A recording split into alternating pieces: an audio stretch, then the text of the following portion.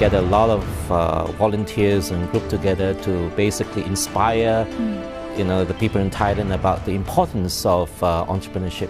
But they have an entrepreneur mindset, which means they think like an entrepreneur, they solve problems, the possibilities of partnership collaboration. There will be more partnerships coming out on the regional and international level.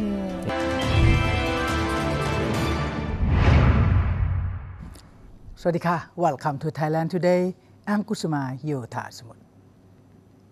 The Thai government is now giving a boost to the digital economy in order to enhance the competitiveness of the Thai industrial sector, following the integration of the ASEAN Economic Community. In response to this policy, the government is focusing on creating and developing smart entrepreneurs to become a driving force for the country's productivity in the new era of economic, as smart entrepreneurs will be the primary source of a new job operation, and their innovations will improve and continue to economic dynamism. To better understand how important of the smart entrepreneurs to new era of economic, we will discuss this with Mr. Steve Cheah.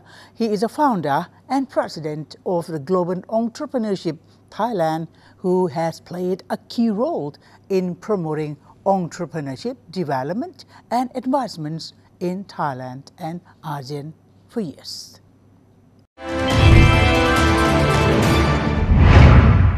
Please join me to welcome Mr. Steve Cheah. He is the president of Global Entrepreneurship Thailand. Swadika. Swadika. Very welcome to Thailand Today program. Thank you very much. Pleasure to be here. Well, sir, we need you to be here because as Thai government is now giving a boost to the digital economy in order to enhance the competitiveness of Thai industrial sector following the integration of AEC. So, before we move on, why are you here and you're talking about the entrepreneurship global for Thai people?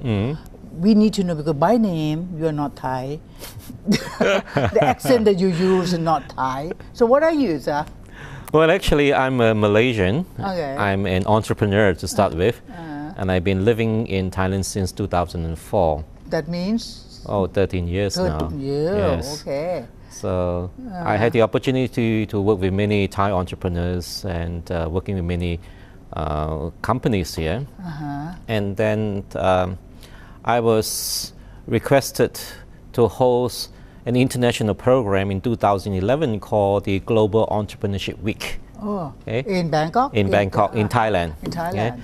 And what we did was we basically promote to inspire people about entrepreneurship, and it happens around the world every year on the 3rd week of November. 3rd week of November, okay. Yes. So it's called the GW or Global Entrepreneurship Week.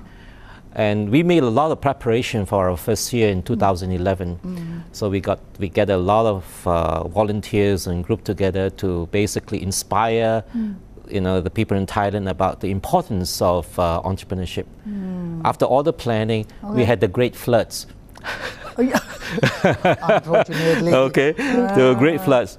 But like all resourceful entrepreneurs, this team of Thai volunteers, what we did was that we arranged for the big trucks and we gathered food and we distributed food to the flood victims instead. Wow. Okay. So that was our first. That was our first entrepreneurial venture.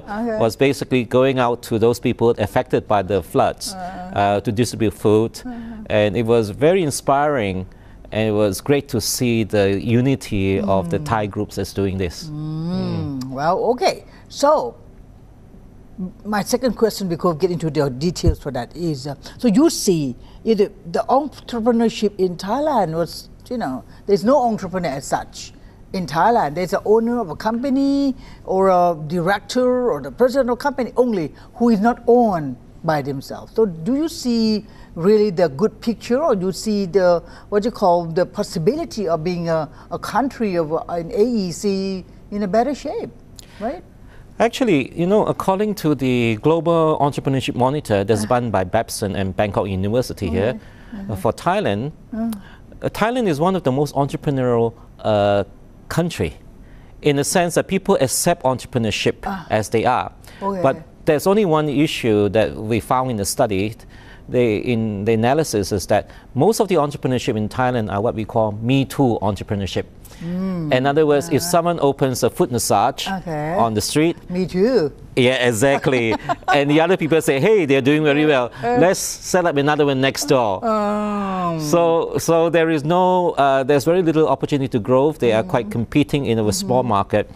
What we need for Thailand is that, and to get people to think beyond the current situation, that's right, and look at innovative ways of how we can expand. And this is what entrepreneurship about. We are looking at inspiring people, connecting them, engaging them, and in some way to try to get those entrepreneurs with experience to mentor with lessons learned. And this is the whole thing about entrepreneurship. We started in 2008. The movement started 2008 with about 88 countries. Today there are 172 countries that's part of this entrepreneurship network. Wow, that's so, they would have done well for that. Yeah. Well, I think it's really seeing a movement of how the world is embracing the ethos of entrepreneurship. In regards to people working in company, there's a new term that's being coined now. It's called entrepreneurship.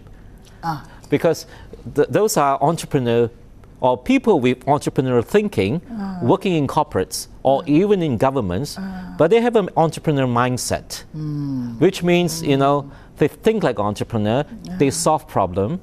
And if you look at the term of entrepreneurship, the term actually means, to venture into something too. And most entrepreneurs are seen as problem solvers. We are seeing more of that nowadays. Yes, when you see more of this, they are Thai or the foreign people? It happens all around the world. There are always cultural differences. In Thailand, we are trying to get people to be more embracing of the idea of entrepreneurship. Because now there's a misconception about entrepreneurship. All business people are entrepreneurs. But not all entrepreneurs are business people. Exactly. Yes. Exactly. You're very entrepreneur. You make the effort. You go out. You talk to people. You analyze the situation and look at the questions and get people to interview them. That's very entrepreneur. Okay. So what are the key factors then? The key factor of the influencing this digital entrepreneurship development in Thailand? I have to ask about Thailand. Okay, Thailand specifically. First of all, every country have the challenges. But if you look at the global movement,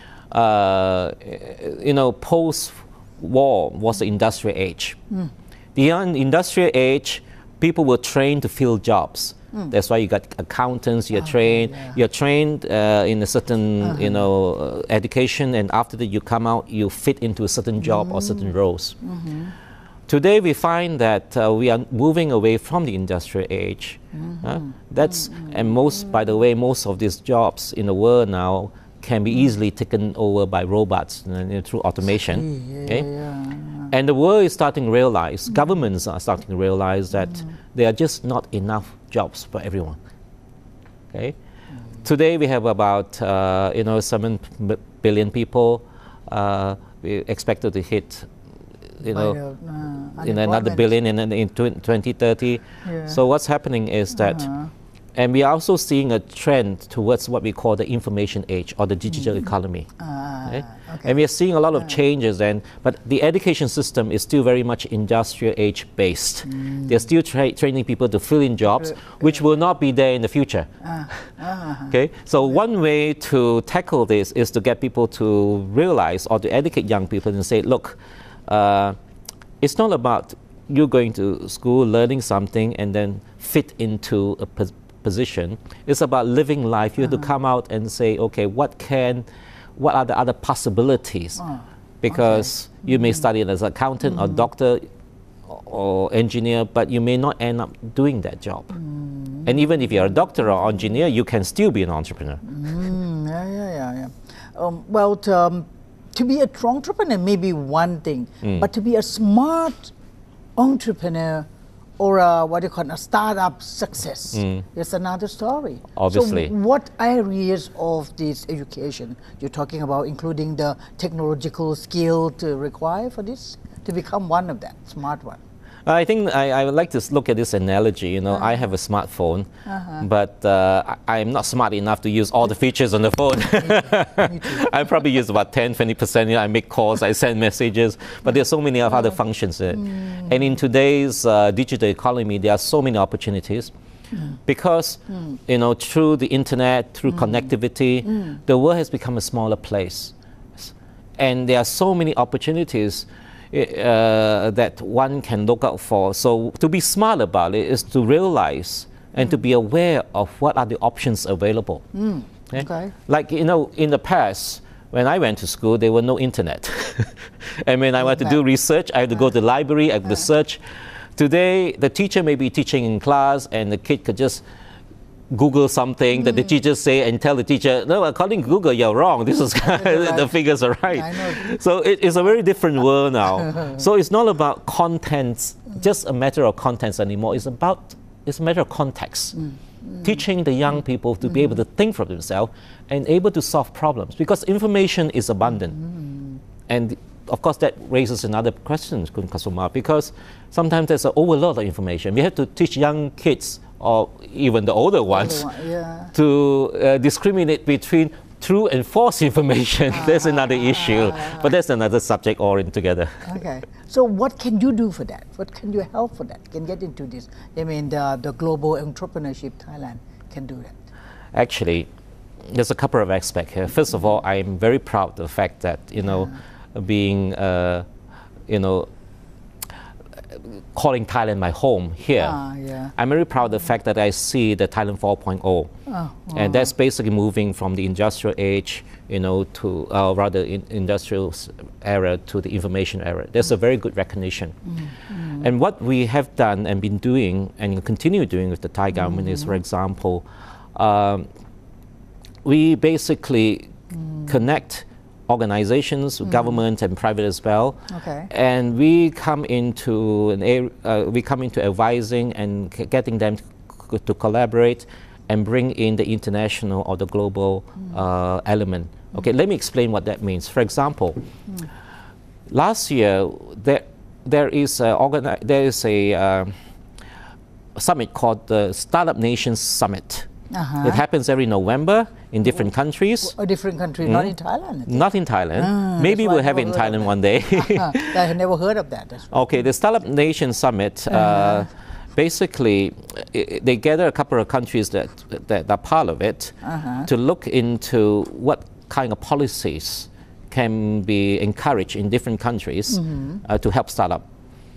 And Thailand was awarded the National Policy Leadership Award, which is an award that recognizes individuals and groups that actually comes up with policy to help in the advancements of startup and entrepreneurship development.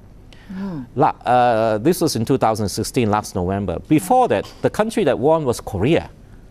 Okay? And this is the first time an ASEAN countries, being Thailand, has been awarded that, which is a recognition of what the Thai government is doing in wanting to come up with policies that advance